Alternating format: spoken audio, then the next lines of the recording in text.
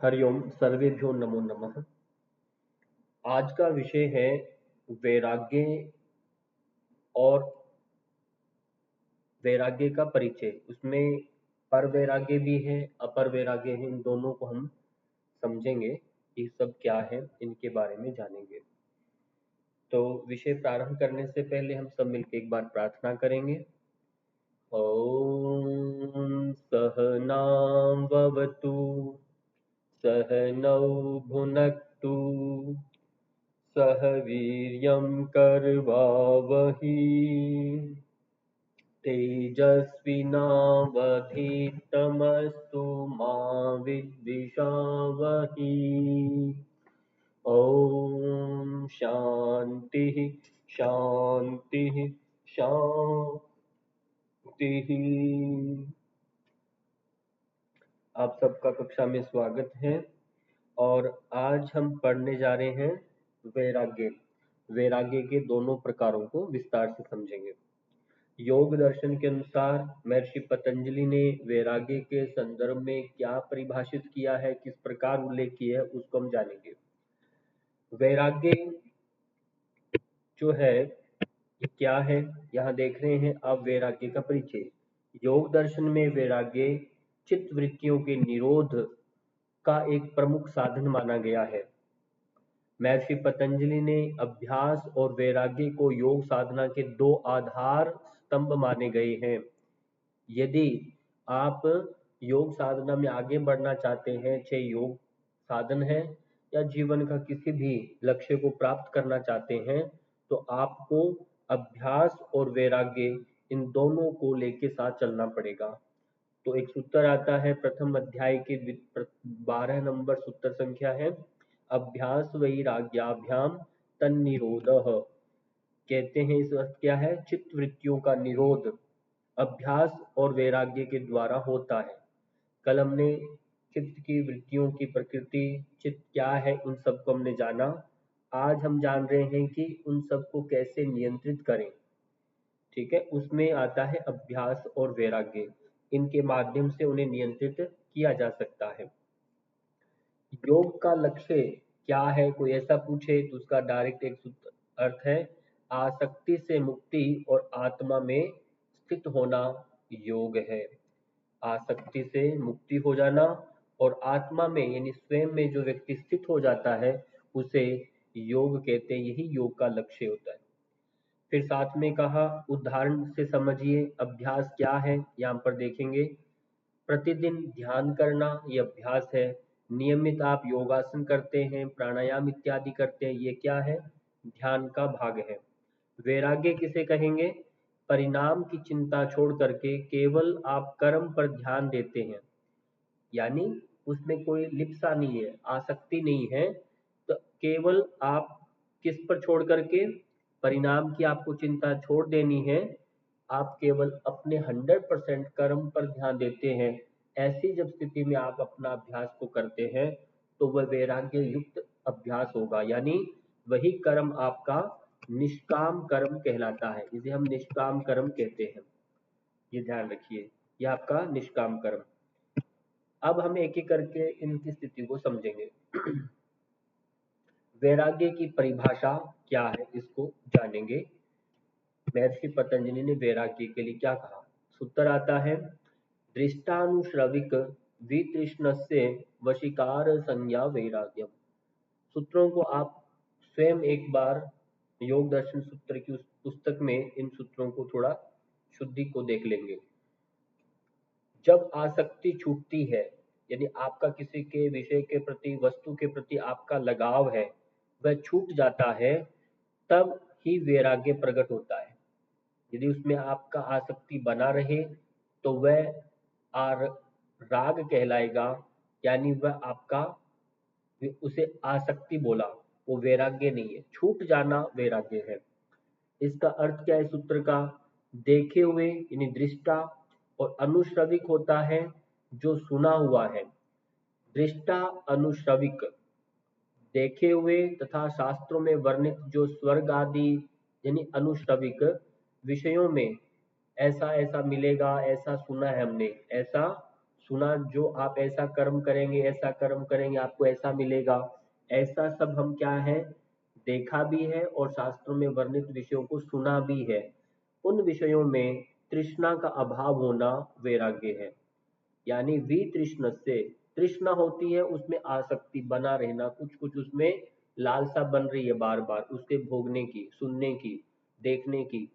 पर यहाँ कहते विरक्त हो जाना, उसमें आसक्ति न होना। ऐसा क्या है, उसे हमने बोला वशीकार। वशीकार संज्ञा से इसे जाना गया, यानी आपका मन वशीभूत हो गया, ऐसा वैराग्य है।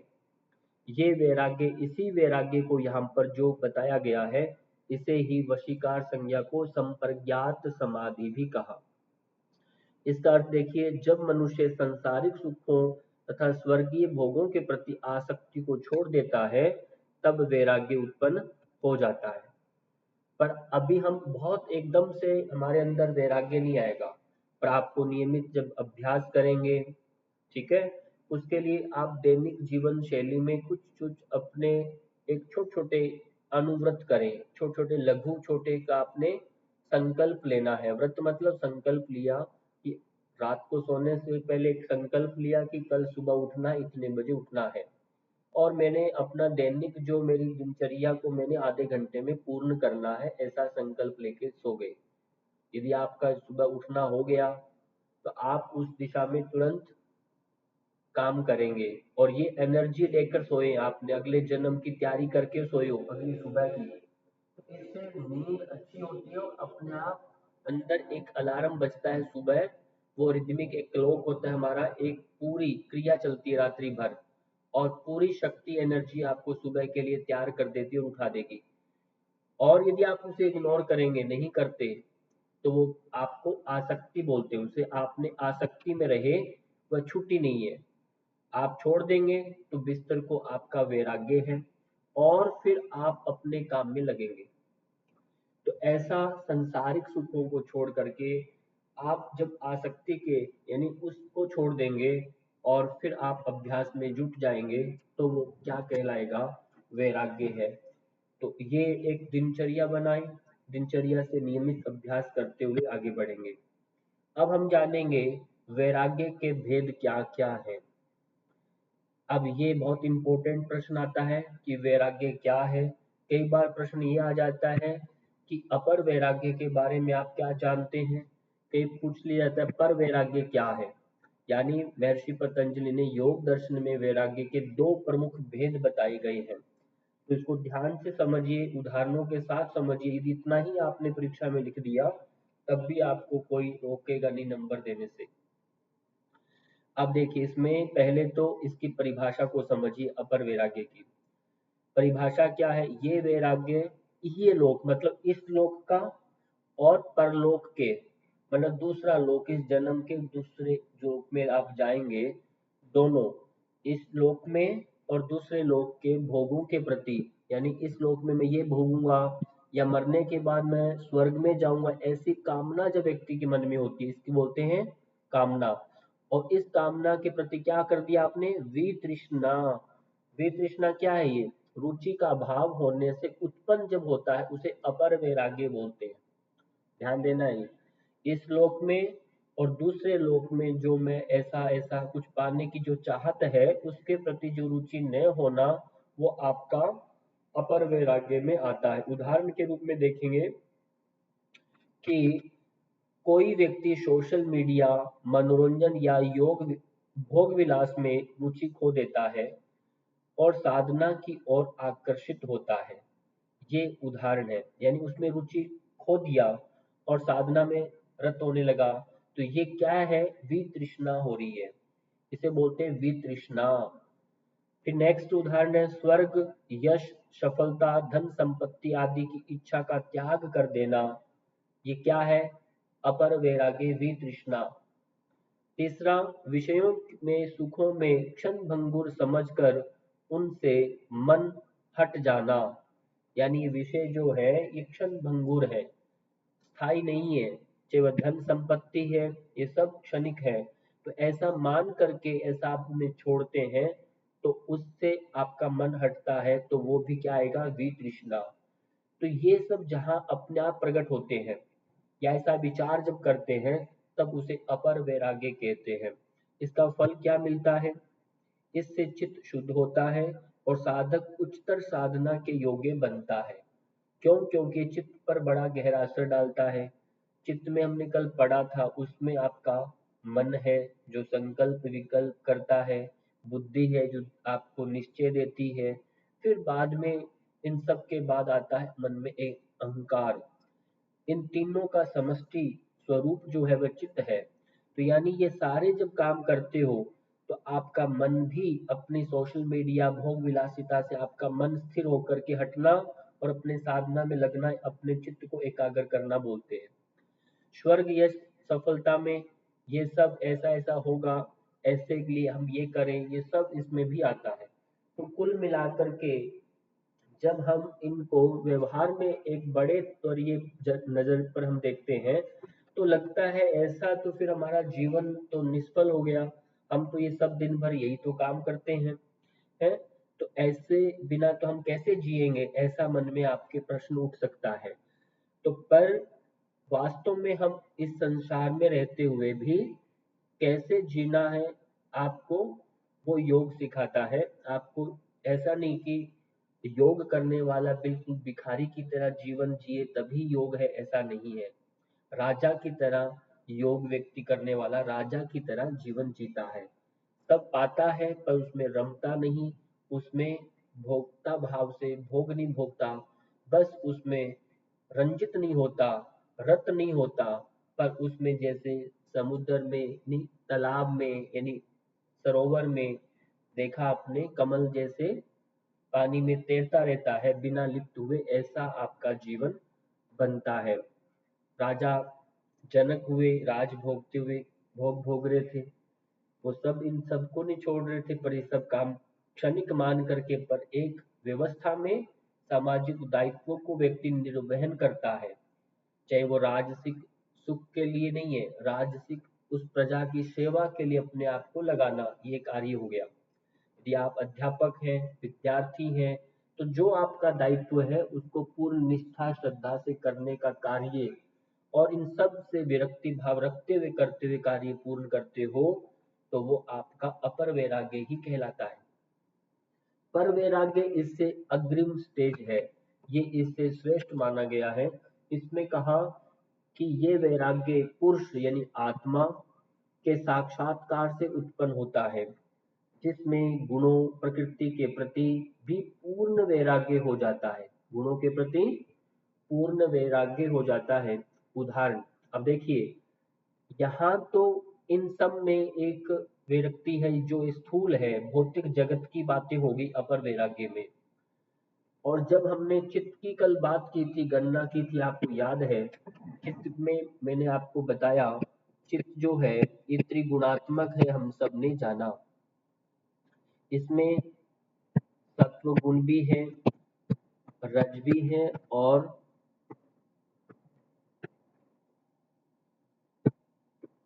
इसमें और क्या है, तम भी है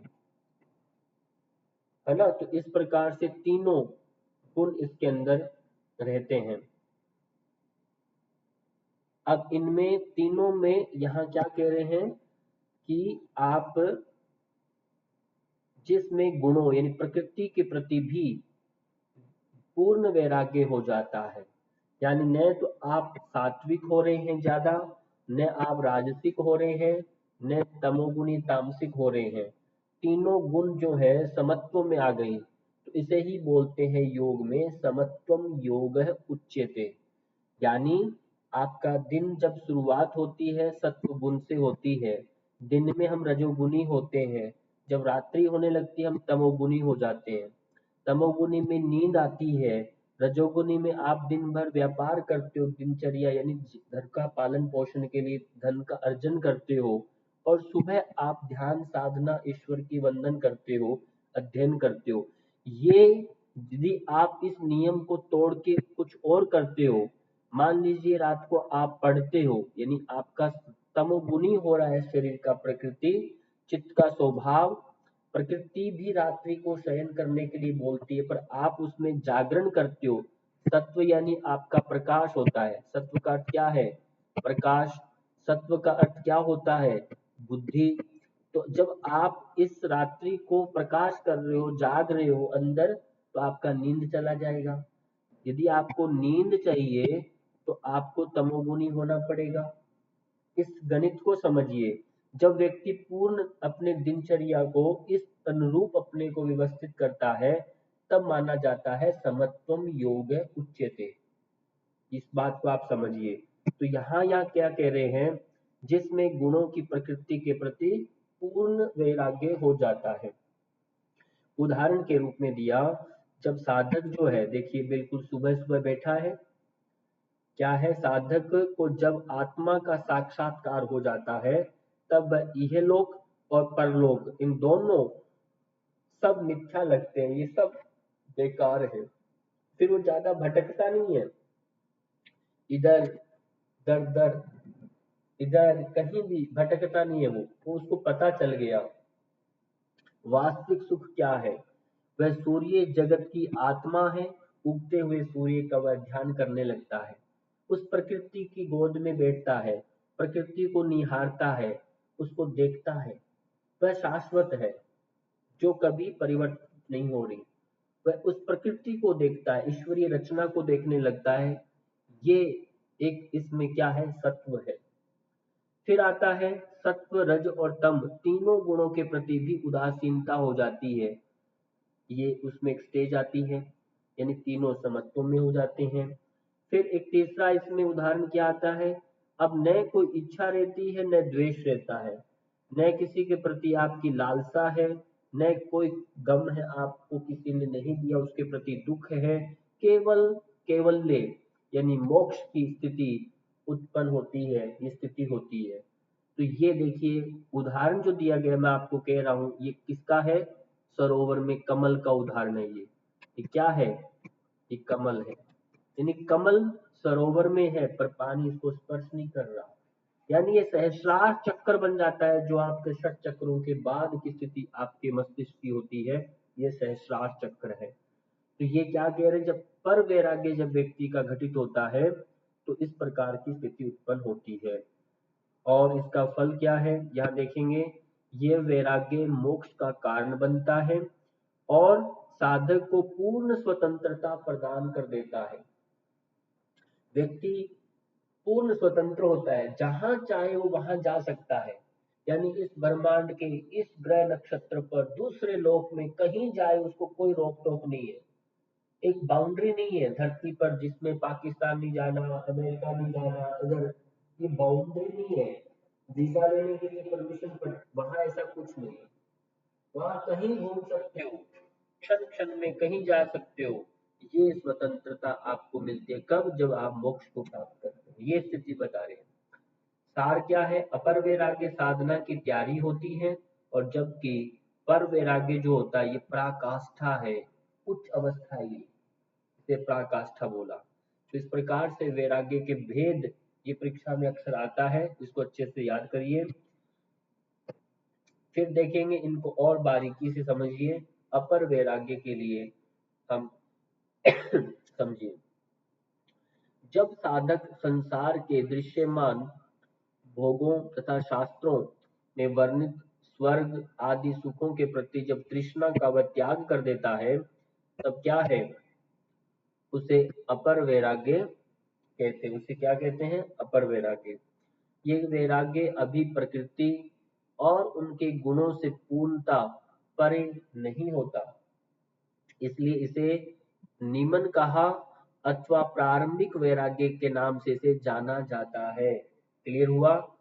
ये कंप्लीट नहीं है, क्यों? गुण इसके अंदर, उसमें सत्व रज तम जो है गुण, वो उसमें अभी भी कहीं ना कहीं उसके अंदर उसे चित्त को विक्षिप्त कर रहे हैं। पूर्णता से अभी वह एकाग्र समत्व में नहीं आया, इसलिए का ये प्रारंभिक वैराग्य है, क्षणिक है, पूर्ण नहीं है। ये आपको याद रखना है। फिर शास्त्रों में क्या उदाहरण दिया है? दृष्टानुश्रविक, वही सूत्र हमने पहले पढ़ा। ये सूत्र अपर वैराग्य का वर्णन करता है। जब साधक इनके प्रति जब तृष्णा होती है, तो अपर वैराग्य कहते हैं। उदाहरण में भोग विलास इंद्रियां सुखों से दूरी बना लेना, या स्वर्ग अपयश से इन सब से दूरी बनाना, धन प्रतिष्ठा मुझे कुछ नहीं चाहिए इनसे दूरी बना लेना। और साधक का लक्ष्य केवल क्या है, आत्मिक उन्नति मेरी कैसे होती है, इस पर वह फोकस करता है। इन सब में अपना टाइम वेस्टेज इतना ज्यादा न करके स्वयं का उत्कर्ष कैसे, उसके दिन प्रतिदिन उसको और निखार कैसे बने। यदि आप किसी विषय के जानकार हैं तो उस विषय को और उन्नत कैसे बनाए, अपने विषय को प्रकट करने की तरीके को, अच्छी शैली को कैसे बनाए, उसको बढ़ाने के लिए वह अपने को उत्कर्षता, उसको आत्मिक उन्नति करता है। ये अपर वैराग्य साधना की पहली सीढ़ी है, और जो साधक उच्चतर वैराग्य की ओर ले जाती है। ये हमारा स्पष्ट हो गया। अब फिर देखेंगे अपर वैराग्य की अवस्थाएं, क्योंकि इसकी 5 स्टेजेस है। कई बार परीक्षा में आए तो आप लिख सकते हैं।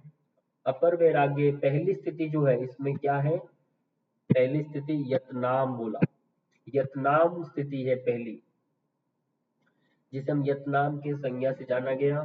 दूसरी व्यतिरेक है, तीसरी एक इंद्रिय है, चतुर्थ वशीकार संज्ञा से जाना गया।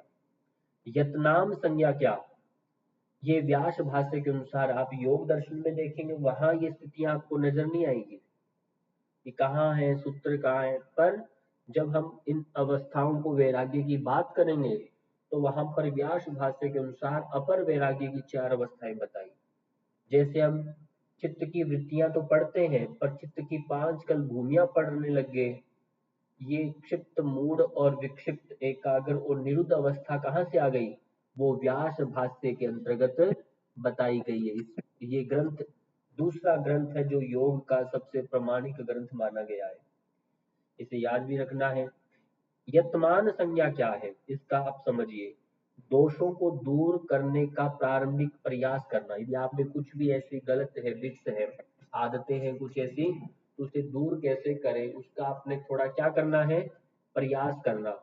उदाहरण दिया, जैसे कोई व्यक्ति नकारात्मक आदतों, जैसे उसमें क्रोध करने की आदत है, आलस्य है, अधिक भोजन आदि को, ऐसी आदतें खाने की, तो उसको त्यागने का संकल्प लेता है कि मैं आगे से नहीं करूंगा, और उन्हें कम करने का प्रयास करता है। देखिए, कोशिश करते रहना चाहिए, वो प्रयास कर रहा है कि मैं डेली करूंगा। ये पहला स्टेज है अपर वैराग्य का, और मुझे लगता है ये कोशिश हर व्यक्ति करता है। हर व्यक्ति चाहता है कि मैं गुस्सा नहीं करना चाहिए, पेरेंट्स कहते हैं बच्चे गुस्सा नहीं करना, आलस नहीं करना, ज्यादा खाना मत खाया करो, पेरेंट्स सब बच्चों को कहते हैं। पर कोशिश भी करते हैं बच्चे, पर फिर भी कर लेते हैं। यानी उनका स्टेज स्टार्टिंग पहले स्टार्ट तो हो रहा है, पर प्रयास कर रहे हैं, पर कंप्लीट अभी हो रहा है, फर्स्ट स्टेज है ये। दूसरा है व्यतिरेक संज्ञा।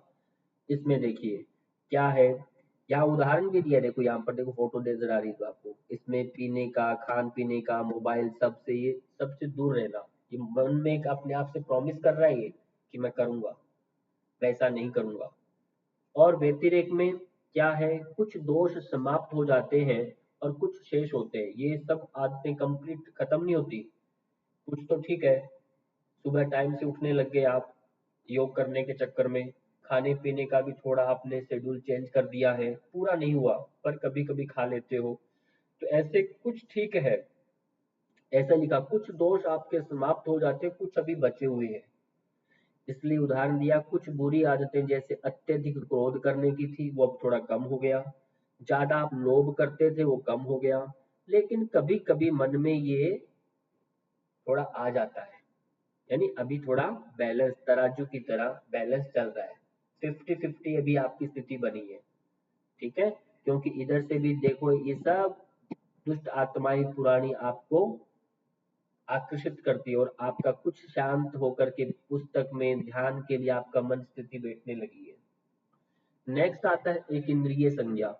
इसमें एक इंद्रिय क्या है, इन पंच ज्ञान इंद्रियों में से किसी एक इंद्रिय पर आप सूक्ष्मता से ध्यान करना, ये एक इंद्रिय संज्ञा है। अब देखिए, इंद्रियों के विषयों में से हट जाती है, परंतु मन में सूक्ष्म इच्छा बनी रहती है। अब इंद्रियां, जब आप आंख मूंद करके बैठेंगे तो क्या है, वहां विषयों से तो हट गई, आप अंधेरे कमरे में बैठ गए तो आपको कुछ दिखाई नहीं दे रहा, आंखों पर पट्टी बांध ली, मान लो कि मैं अब किसी को नहीं देखूंगा, मैं देखूंगा नहीं तो मेरे मन में विचार कैसे उठेंगे। मैं कानों से कुछ नहीं सुनूंगा, कानों में रुई ठूस ली है। और मैं ऐसे जहां जगह जाऊंगा नहीं मुझे कुछ सुनाई दे, ऐसे स्थान पर आप एकांत होके बैठ गए गुफा में जा करके। बहुत सारे लोग करते हैं। अब क्या है, मन में सूक्ष्म इच्छा बनी रहती है पुरानी। तो पहले आपने बहुत कुछ देखा है, सुना है, अंदर से लोगों को स्पर्श किया है, जीभ से बहुत कुछ खान पान किया, ऐसा टेस्ट आपके अंदर संस्मरण में है, उसे बोलते हैं मन में सूक्ष्म इच्छा बनी रहती है। इंद्रियां अब विषयों की ओर नहीं जाती, अब बड़े हो गए, लेकिन मन में उनके प्रति सूक्ष्म आकर्षण जो है या कल्पना शेष रहती है। उदाहरण के रूप में मैं आपको कहूँ, मान लीजिए कोई व्यक्ति अभी जवान है, तो जवान के अंदर यदि बहुत छोटा है, छोटा होता है तो हमें हमारे शरीर में एक थाइमस नाम की ग्रंथि होती है, जो एक बाल्य ग्रंथि कहते हैं। वो जब तक रहती है छोटे बच्चे में, तब उसमें कोई वासनाएं मन में नहीं आती। ऐसा नहीं कि मनुष्य के अंदर वासना नहीं है, पर वासना है, पर अभी वो छोटा है, उसमें ऐसा भाव नहीं आता, सौम्य प्रकृति का रहता है। पर फिर धीरे धीरे जब बच्चा बड़ा होने लगता है, तो वो जो थाइमस ग्लैंड होती है वो अपने आप सिकुड़ जाती है, और फिर आपके अंदर जवान जैसे होते एक नेचुरल आपके अंदर वासना आने लगती है, और एक बहुत बड़ी आयु हो जाती है, आप 50-60 के हो गए। अब आपके अंदर शरीर की इंद्रियां क्या हैं, ये सारी सारी इंद्रियां अब आपकी शिथिल हो गई हैं। कोई इच्छा नहीं है, जीवन का अनुभव बोलता है इनमें सब कुछ नहीं है।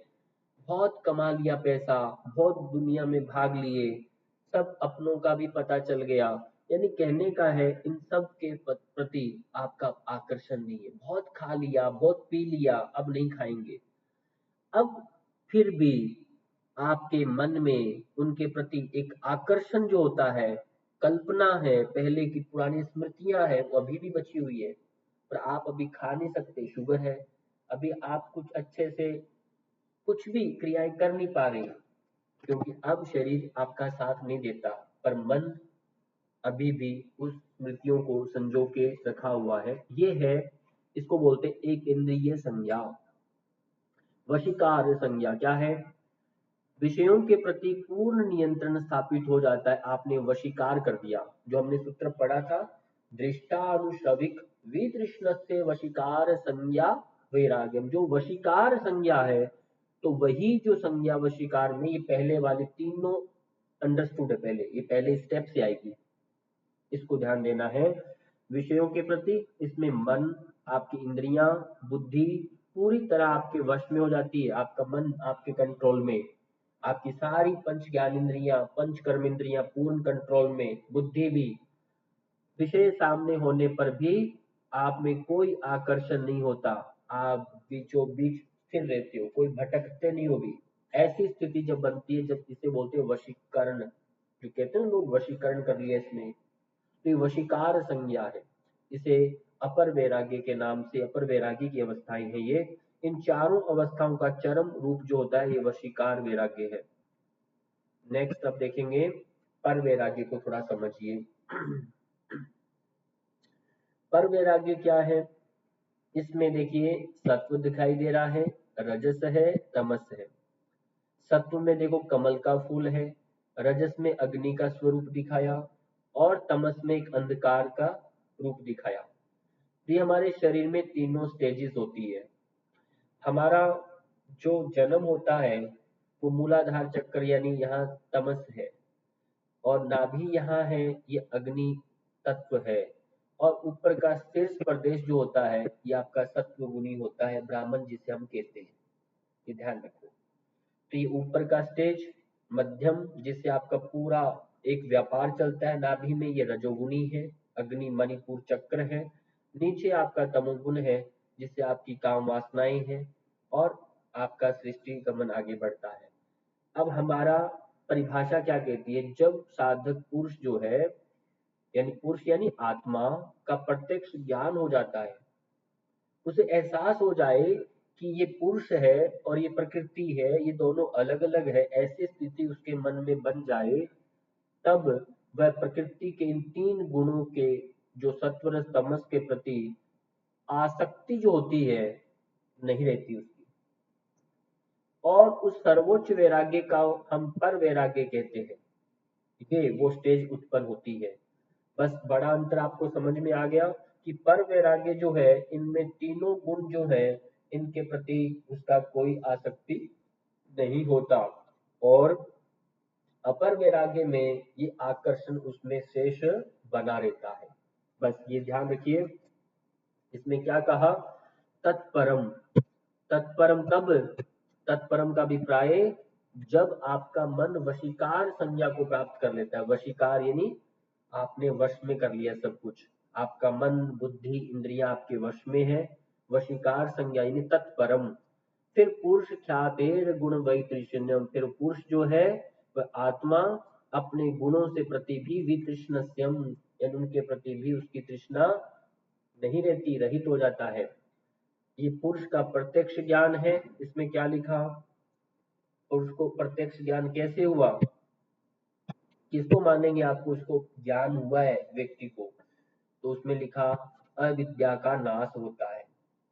जो भी अविद्याएं हैं, जो ज्ञान है, उसका नाश होता है। अहंकार और आसक्ति समाप्त हो जाती है। ईगो बिल्कुल हट जाता है। आत्मा की स्वतंत्रता को उसे अनुभव होने लगता है कि आत्मा अमर है, यानी इतनी व्याप्त है, ये उसको एहसास होने लगता है। और गुणों के प्रति भी पूर्ण विरक्ति उत्पन्न होती है।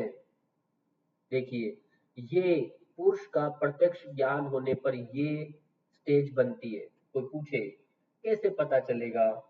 ये इस तरीके से आपको पता चलता है, ये क्रम है। अर्थ क्या है? पुरुष के साक्षात्कार से उत्पन्न गुणों के प्रति वितृष्णस्य यानी पूर्ण विरक्ति ही वैराग्य है। अब क्या कहते हैं लास्ट में स्लोगन में? ये वैराग्य साधक को कैवल्य यानी मोक्ष के मार्ग पर अग्रसर करता है, पर वैराग्य ही योग का परम लक्ष्य है। अब योग का परम लक्ष्य क्या है? वह हमारा पर वैराग्य है, अपर वैराग्य नहीं है। इसलिए पराविद्या अपराविद्या होती है। जो अपराविद्या से श्रेष्ठ है विद्या पराविद्या, ये आपको याद रखना है। अब पर वैराग्य की विशेषताएं, जैसे अपर वैराग्य की जो विशेषताएं है ना, उसकी अवस्थाएं थी, ऐसे ही पर वैराग्य की कुछ विशेषताएं हैं, इसको समझे। सबको पीपीटी प्रॉपर आपको दिखाई दे रही है? ये बताओ मुझे पहले। Yes sir. पढ़ने में आ रहा है? Yes sir. Yes sir. ठीक है।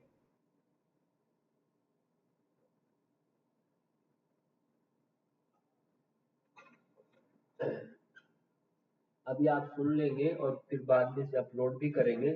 परीक्षा के दौरान एक बार और सुन लेना। अब बच्चे नहीं सुन पा रहे, परीक्षा में हड़बड़ी में फिर सुनेंगे, तो अच्छा है आपका एक थोड़ा संस्कार बन रहा है। अभी सुनिए। और तत्परम पुरुष ख्यातेर गुण वैतृष्ण्यम, ये दो सूत्र हैं पर और अपर वैराग्य के, इनको याद कर लेना है। पुरुष के साक्षात्कार से उत्पन्न गुणों के प्रति वितृष्ण, दोबारा बात रिपीट हो रही है। फिर इसमें कहा, पहला इसमें विशेषता बताती पर वैराग्य की, वो ये है कि आत्म साक्षात्कार पर आधारित होता है ये, यानी उसे अपने से परिचय हो जाता है, अपने से वह जान लेता है कि मैं आत्मा हूँ, ये मेरा वास्तविक स्वरूप ये है, मैं शरीर नहीं हूँ, मैं आत्मा हूँ। ये अनुभूति उसे होने लगती, जो एक ज्योति दिखाई दे रही है ना, उसे लगती मैं एक ज्योति पुंज हूँ, मैं शरीर नहीं हूँ जो ये जर्जर हो रहा है, ये नहीं हूँ मैं कुछ आत्म, इस तरह से ये अनुभूति, यानी पर वैराग्य आत्मा के प्रत्यक्ष अनुभव से उत्पन्न होता है, केवल विचार या श्रद्धा से नहीं होता। किसी ने कहा कि इसके आप जाके झुकते रहो कहीं भी, ऐसे आप भले सारी जिंदगी झुकते रहो, उससे कुछ नहीं होने वाला। यानी आपका जो वास्तव में जो परिवर्तन आने वाला है, वो क्या कह रहा है? ये आपका आत्म साक्षात्कार से है, स्वयं से परिचय से है, अपनी अनुभूति से है। दूसरा उसमें क्या नजर आएगा, त्रिगुणात्मक प्रकृति से भी विरक्ति हो जाती है, यानी न तो सत्व के प्रति आकर्षित होता है, न रजक के प्रति, न तम के गुण के प्रति।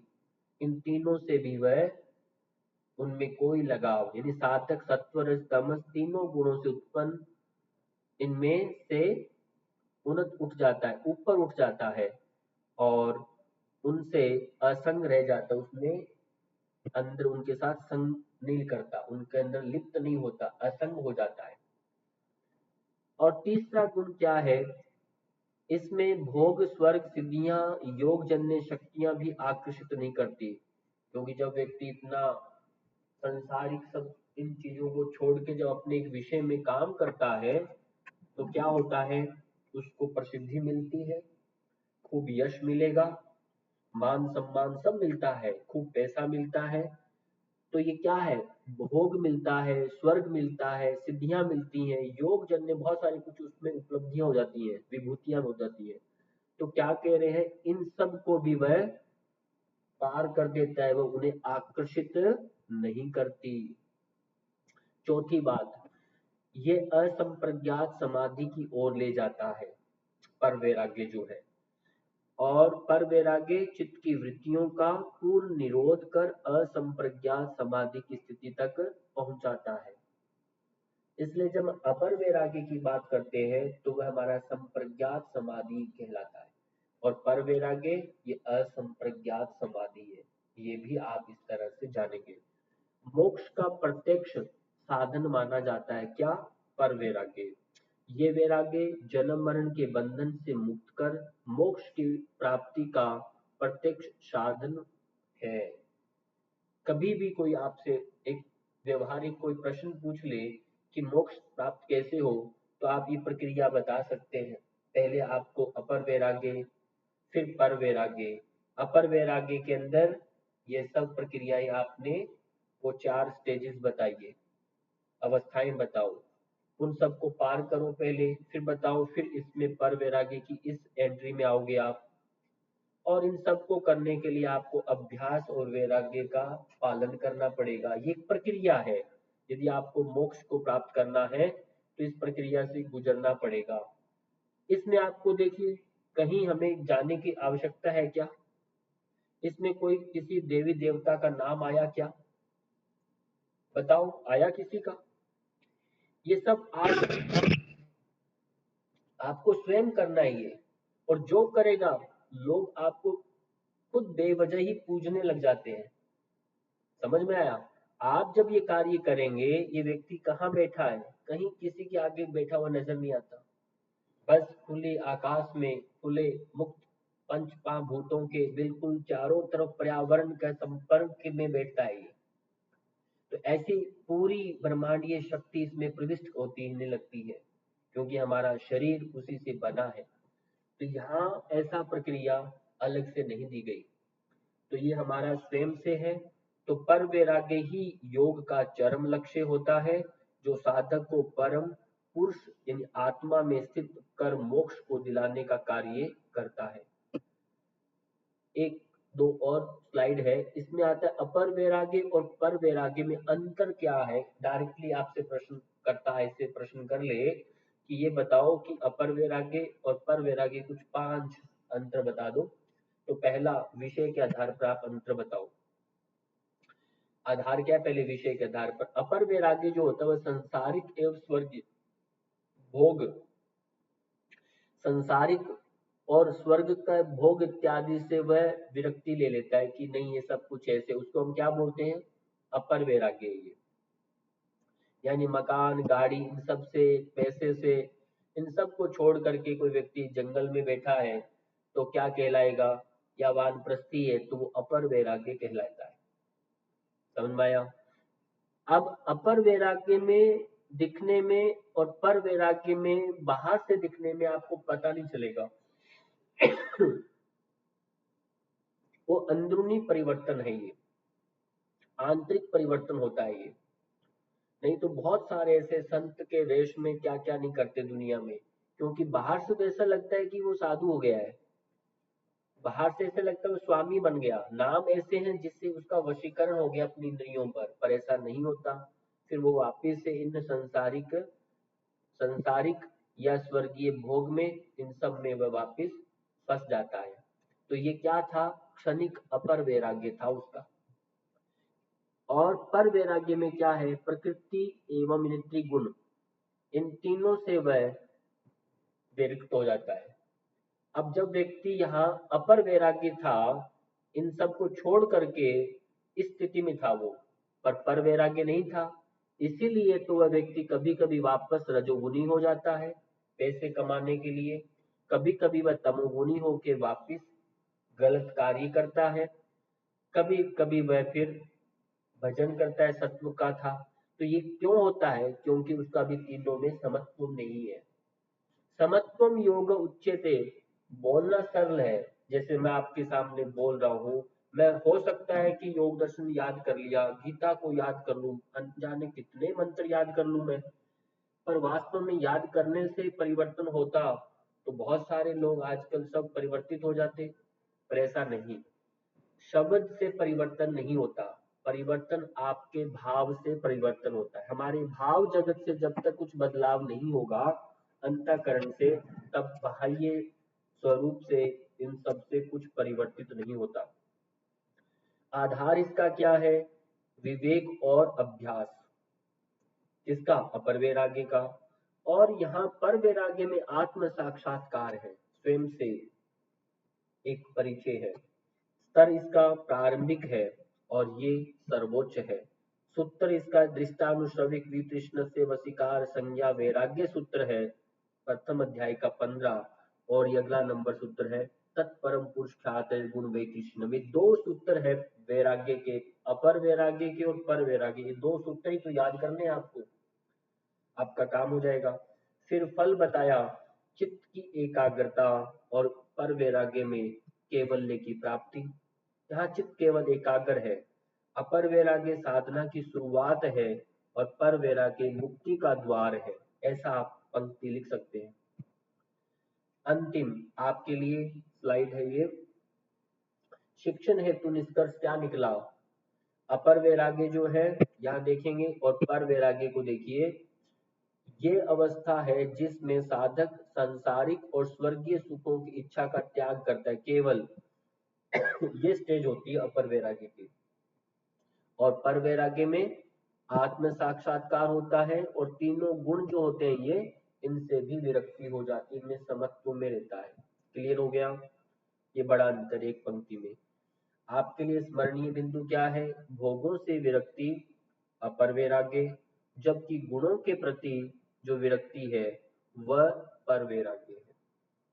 हमने अभी कुछ चीजें छोड़ते हैं, पर छोड़ना बाह्य बाहर से हो रहा है।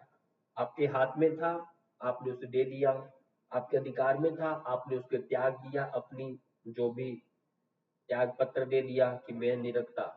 ये आपके बाहर स्थूल, ये इसे हम बोलते हैं अपर वैराग्य, पर अंदर भी अभी लालसा है। ये दो सूत्र आपको याद करने अपर वैराग्य के, फिर दोबारा दिए गए हैं, इन सूत्रों को याद करें। और विषयों से विरक्ति अपर वैराग्य और गुणों के प्रति विरक्ति जो है ये पर वैराग्य। तो इस प्रकार से छोटा सा सेशन आपका हुआ, तो इसे कंप्लीट करें और याद करें, और ये प्रश्न बहुत इंपॉर्टेंट है। इसी के साथ आप सबका बहुत बहुत धन्यवाद। नमस्कार।